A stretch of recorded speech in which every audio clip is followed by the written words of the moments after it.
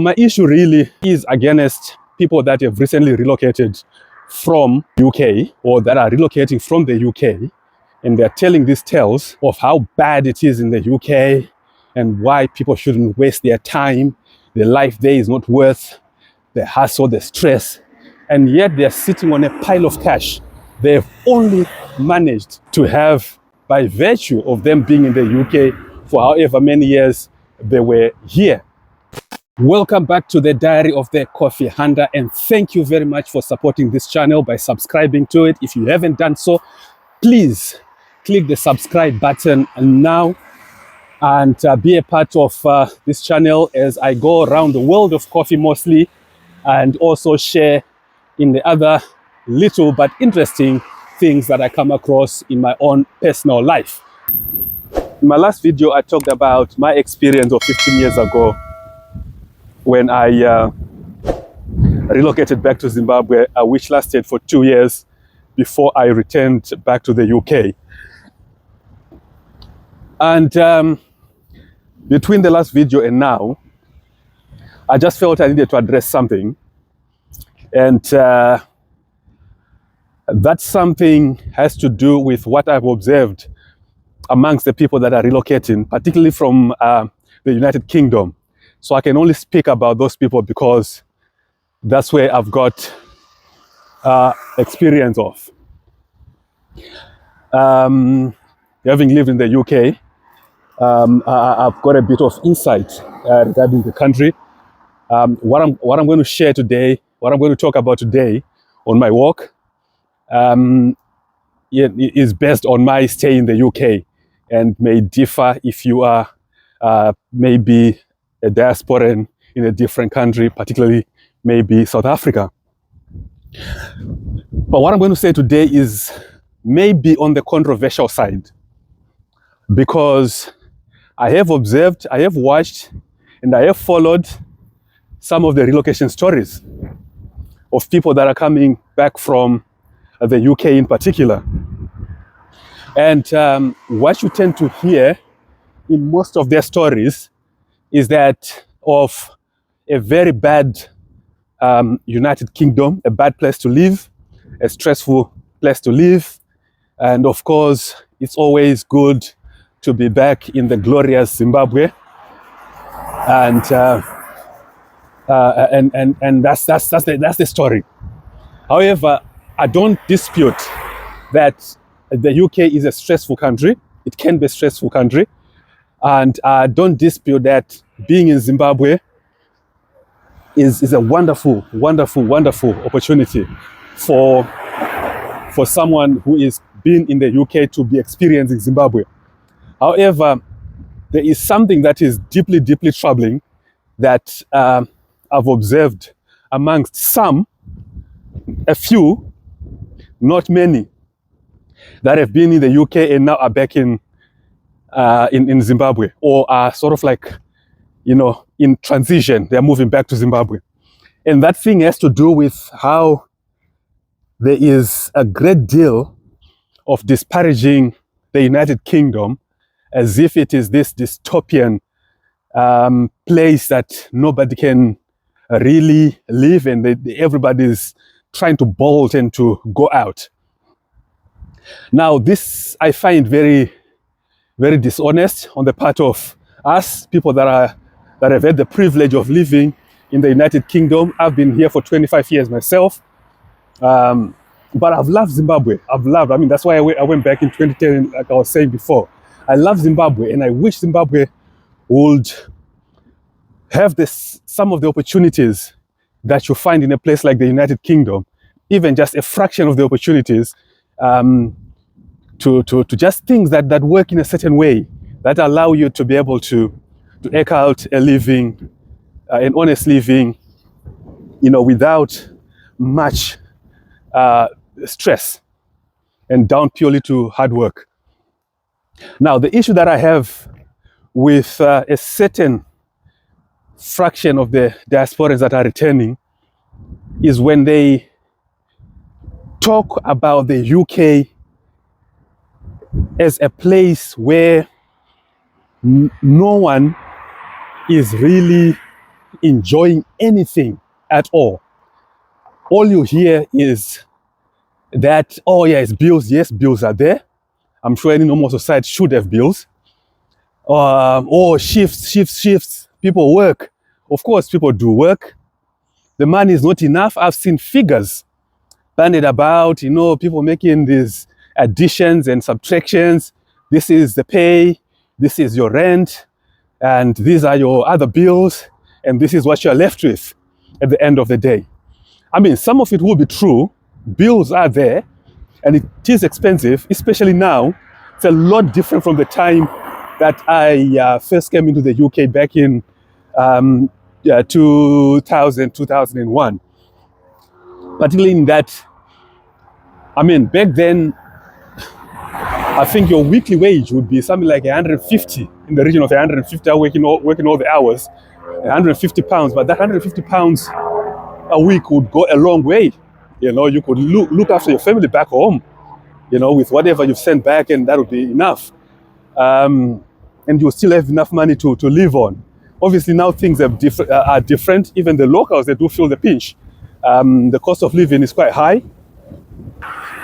What I can't stand, however, is somebody who has come to the UK, who has been here for 20 plus years, who's had all the opportunities. They've managed to upgrade themselves. They've managed to go to university, when back in Zimbabwe, they would not have qualified to go into any university. They managed to get themselves into a university, get themselves a university education, even go on to do a master's. They've really done well. They've probably set up a business. They have made money out of that business, and they've got quite a saving in various bank accounts, some savings in various bank accounts, and then they decide that they need to go back to Zimbabwe. That is wonderful. That is a fantastic thing. Now, but when you go back to Zimbabwe now, don't tell people that there is nothing in the UK. That's my issue. My issue is with people that tell people, or that want to advise people when they are relocating. I don't know why people get the urge to say, oh yeah, the UK, there is nothing. And I say this especially for the people that have come in the last 2 or 3 years, so that they don't get discouraged. The UK is a long game place. And I always, when I get a chance to speak to any of the people that have come in the last 2 or 3 years, I always say, you need to look at the youngest child. If they ask how long should I be in the UK, I always say, look at the age of your youngest child, and then whatever age they are, subtract that from 18. That's sort of like the earliest you can think in terms of a number of years. That's the earliest you can start thinking about going back to Zimbabwe. 18, why? Because that's when they'll be going to university and you are free to go back. But for as long as they're still in school, I would say just shelf the idea of going back, but plan for it, but don't be under any pressure to go back. And don't be given this UK is a bad place. Because I'll tell you, I've got people that I know that came here without enough O levels, that would have had 2, 3 O levels coming from Zimbabwe. And they have come here and they have found an opportunity to do what is called access to nursing. They have done access to nursing, they have gone into to university, and they have walked away with a degree in nursing studies or whatever qualification that allows you to be registered as a nurse. And that's not to say there are 3 O levels is because they're not any good, but the education system in Zimbabwe was such that you learn for 4 years, and everything you are supposed to know, you need to prove it in an exam that is going to last 1.5 hours. And of course, some people learn differently, but the expectation of the education system in Zimbabwe, as it was structured back then and hasn't changed much, it focuses on this academic and retaining of information, and people don't retain information the same way. So it doesn't necessarily mean that if you got 3 O levels back in the 90s or in the 80s, you were any bad in school. It's just that maybe the way you learn is totally different to the way things are being taught and how intelligence is being examined. So these people would come here, and you then get an opportunity to do something like called access to nursing, for example. As an example, different industries have got different things going on. And then you do your access to nursing. After doing your access to nursing, you go into university and you do your degree in nursing. And I know people that have gone on to do masters that have risen through the ranks. They are managing in the NHS. They are managing they have started and managed managing their own companies, but basically in the context of their qualifications from Zimbabwe, they would have been considered failures. But here they are holding a master's. Some have gone on to do their PhDs, but simply because they are in a country that allows for that to happen. So what am I saying then? All I'm saying is, if you have lived in the UK for 20, 25 years, like I have, and you feel you need to go back, or if you've lived in the UK for any amount of time, doesn't have to be that long, it could be less than 5 years, and you feel it is not working for you, what I would discourage is that you start telling stories that kind of say that the UK is totally bad. I will tell you a story. About 3 years ago, I was in Harare. I met somebody that I know who happened to be a doctor. And this doctor friend of mine had 3 children. The eldest was 16. The other one was 13, I think. And I think the youngest was 7. So this was the time when this whole COS thing, was taking off really properly. It had been going on for, a few years before, but so like 2022 is when it really kind of took off. So we are sitting, we're actually at Gava. Those that are from Harare, they will know Gava as a place. So what then happened was we started talking, and the subject of the COS then came up. And I then said, look, there is an opportunity here. And my doctor friend said, look, my guy, I've got my own surgery. I've got my own practice. Right now, I've got 11 patients in different hospitals. I do my rounds. Each one pays me between $100 and $120 for that visit. Why in this world would I leave all of that and go and be a carer in the United Kingdom? Or even if my wife goes, why would I leave that to go and be a dependent of a carer in the United Kingdom? I mean, this is a valid argument. This man is making in excess of $1,000 a day. He's earning more than $1,000 a day. Why would you leave that to come to the United Kingdom? But after much thought, I said this to him. I said to him, look, he was in his mid-40s then. I said, look, you are a doctor and you're very good at what you do. But the one thing I can only think of now is that your 3 children are not doctors. So when you do some of these things, when you're making that decision about whether to stay or to go, I think it must be more focused on your children. And the way I see it, because at that time it was you come in, 5 years later, you can get your indefinite leave to remain, and then, you're free from the carer COS situation. Of course, things can change. Now there's a lot of talk of different changes.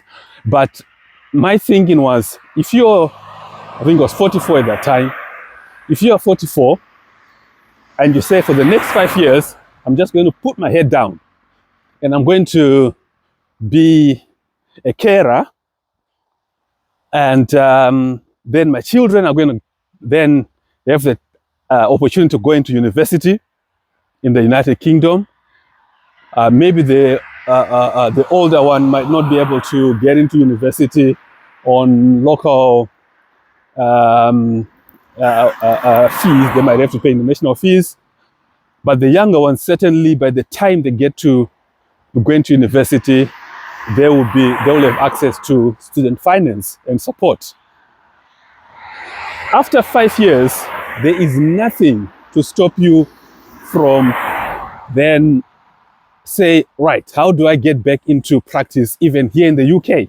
How long does it take for me to get all the registrations and accreditations that I may become a doctor? But what you'll have done, you've lost 5 years of what you're earning in Zimbabwe, but what you've done is you've set your children for life.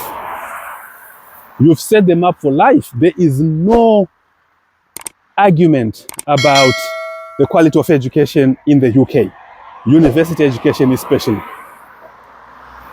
Particularly if you then choose which university you go to.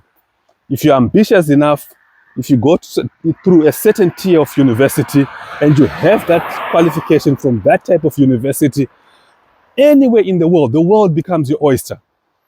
You're qualified to work and to do anything, anywhere in the world. So I am totally against people that talk down the UK. The UK is a land of great opportunities, but that's not to say there are not any challenges. At the minute, race relations are not excellent. Obviously, there is quite a noisy fraction of the population. They're not, the vast majority of people, wonderful people. It's a very small and tiny fraction that will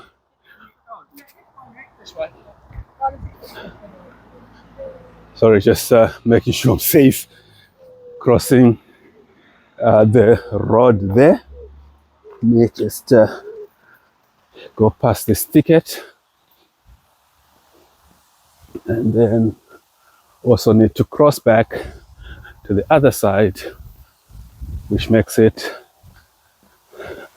safer for me to start talking again. Okay, so here we go. What was I saying?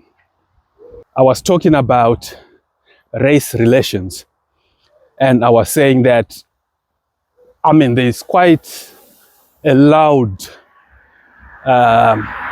shout from a certain corner, but it's a tiny fraction of the population, and about immigration. They've got issues. Generally, the people in the UK, it's a wonderful and a safe place to live.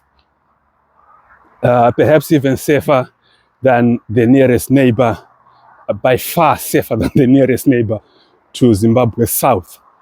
So my issue really is people that have recently relocated from the UK, or that are relocating from the UK, and they're telling these tales of how bad it is in the UK and why people shouldn't waste their time. Their life there is not worth the hassle, the stress, and yet they're sitting on a pile of cash they've only managed to have by virtue of them being in the UK for however many years they were here. And I think that's really disingenuous. That's really unfair. It's really unfair to have that mindset. It's not different to the people that when they go up, they then, you use a ladder to go up, and then once you get to the top, you pull the ladder or you kick it away because you're at the top. If the opportunity comes, if the opportunity arises that you go abroad, whatever, exposure that you can get by virtue of having a stint abroad, it will enrich you. It will enrich you. And this has got nothing to do with anybody saying, oh yeah, people in Zimbabwe, they don't. Travel enriches. Travel enriches. You know, my wife and I made about 15 years ago, after I returned from the UK, from Zimbabwe back in the UK. One of the things that we were intentional about was that, as far as we're concerned, experiences were better than accumulations. We would rather experience the world and be able to travel and see the world. And that's not to say that accumulations, you know, are not a good thing. I like to drive a nice car. I like to live in a nice house as well. I mean, that's why we're doing what we're doing in Buhera. But ultimately, you know, I think exposure to different cultures and environments and economies and how people think in different parts of the world enriches you more than just accumulating while you're in one place. So you might make a lot of money while you're in Zimbabwe, but if you are not traveling, you will miss out on a certain perspective to life that might actually be useful in terms of how you then utilize the money that you are making. If you get an opportunity to go out and be in the diaspora, hey, why not? Especially, I can only speak of the UK. If the opportunity, I mean, now it's been shut down, the COS thing has been shut down, but whatever, if the opportunity comes up again, whenever in the future, I would say without thinking, grab it. Because I can't imagine, I mean, when I was in Zimbabwe, I had what I would consider a fairly decent, you know, job, or at least an opportunity.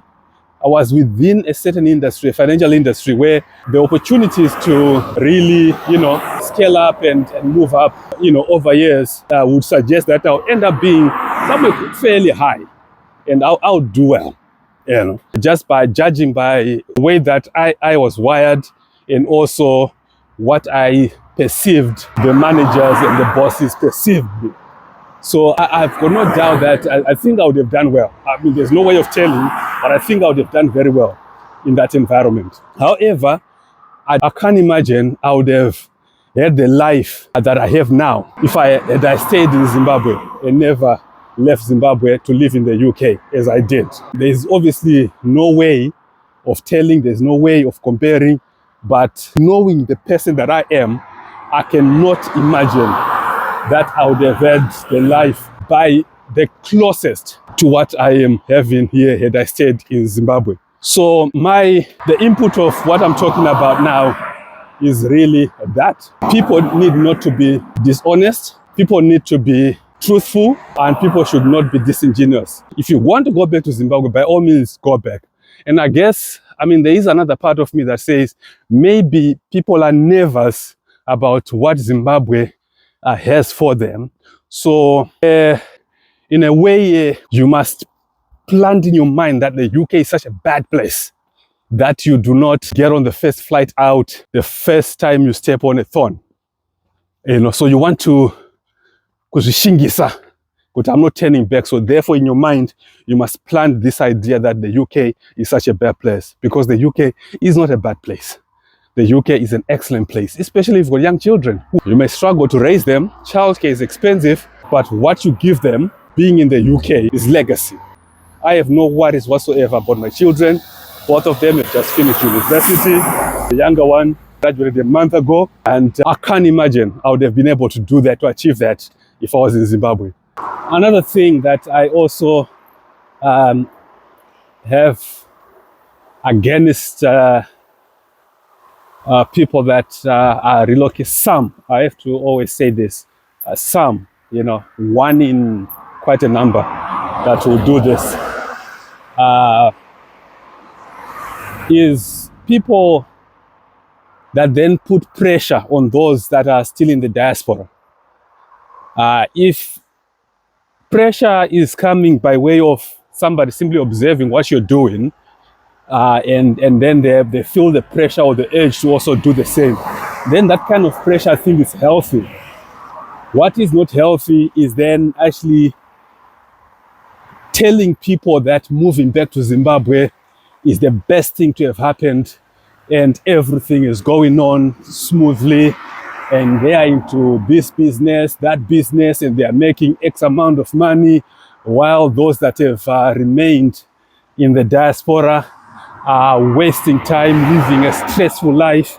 They should come out here and experience the beautiful sun and everything is working. I don't know which between the two is more dangerous. The two types of people are dangerous, but I don't know which one is more dangerous. The first ones who pretend that the UK was such a bad place, that's why they had to leave, because it was unlivable, and they would discourage anybody. They would discourage anybody from attempting to go there. And the second group that I've just talked about, who then paint this rosy picture about Zimbabwe as a place that is literally flowing with milk and honey, and that staying in the diaspora when things are so good in Zimbabwe is somehow being stupid. That really the wise thing is for you to up and go, and they are happy to then, tell these stories of how well they are doing, and really playing on the emotional and the nostalgia side of the diasporan. I mean, there's something that happens to me when I see cattle. I grew up herding cattle. And if you come and you show me on your YouTube channel, cattle walking, and you behind, and you've lived in the diaspora, and you're saying all these things of how nice and how much, and you're really reminding me of how bad the UK is. And particularly now as we approach autumn and it's going to be winter very soon. And just go back to Zimbabwe and be you. Give the right advice. That's what I would say. I guess that is all I've been trying to say in this video. Just give the right advice. Point people to where they can get certain things done in a certain way, and point them to where the pitfalls are likely going to be based on your own experience. Share the information that is good, that will help somebody to make a decision which is well informed, not out of emotion, because you have misrepresented what it is like to either live in the UK or to relocate to Zimbabwe. And this is the reason why I have followed and like the YouTuber who goes by Rua Organic. I like the way he has shared his personal truths about the successes and the failures when he has relocated from the UK back to Zimbabwe. At least you learn something from that. He not only tells you where he has done well, but he also tells you the things you also need to look out for. And that's the way it should be, really. So let us be fair to each other as a community. There is a need for this. This is our permanent state of affairs now, to have a diaspora population that has, achieved varying degrees of success, and a country that we so love. And I think a free flow of ideas and support for each other can only be good for the country that we love, that is called Zimbabwe. And that perhaps opens up an opportunity for me to talk about what we have done. And I'll say this was purely inspired by our experience of building in Buhera, that we've set up Rural Living Zimbabwe, which is just a company that does project management. And you can check out the website. We are currently working on a couple of, we've been commissioned to work on a couple of projects right now. And I think another one is actually starting this week. The second one is starting this week. But if you'd like, based purely on my experience, my wife and I's experience of doing what we're doing in Buhera, we want to share that, what we've learned, so that if you want to do the same thing, you can avoid the mistakes that we made. So if you go on the website, How many W's do you ever said? I'm tired now. I've been working for the last hour. www.myruralhome.co.zw is also written here. And if you go there, you can see who to contact. And like I said, I believe some of the issues that people face have to do with how the project is managed versus your expectations based on your experience from your post, say, in the UK, which I can only speak about. And we are saying that we are bringing in that perspective of having the experience of having lived in the United Kingdom and believing that we understand the way somebody who has lived in the UK thinks and expects, and we want to be able to meet that expectation with a thorough understanding of what it means to earn a pound. Because at times when somebody has not walked in your shoes, they do not have a certain appreciation of how difficult it is to earn a pound. So that's really why we think we've set up a fantastic product to support diasporans carrying out any project in Zimbabwe. We are not just about rural property development. We've also added the aspect of projects. We've done research. What we'll do is everything from the business plan, sourcing markets, linking with the market itself and other players, where you can ensure that your business, is met with a certain degree of success, especially if you are going to be moving backwards and forwards and not going to be on the ground 100%. So we've set up this system that enables you to manage and give you the right advice and the right guidance, and also point you to the right places. We are in negotiation with different suppliers, because what we want to do is we want to be able to then have people access discounts on the account that they are coming in as a diaspora and wanting to build in rural Zimbabwe. Because I am convicted that future of Zimbabwe is in rural economies being transformed and doing something that they have not done before, and moving from subsistence to some commercial existence. And I believe that is where Zimbabwe's economic proper revival is actually anchored, particularly around agriculture. It's got to be done in a certain way, and I would encourage people to start thinking about investing in rural properties. There are rural homesteads, and just visiting back home. Everybody's got a rural home somewhere. And I'm not well versed in this whole sub-book deals, so I can't advise on that. I don't know anything about that. I'm sure there are other people that can.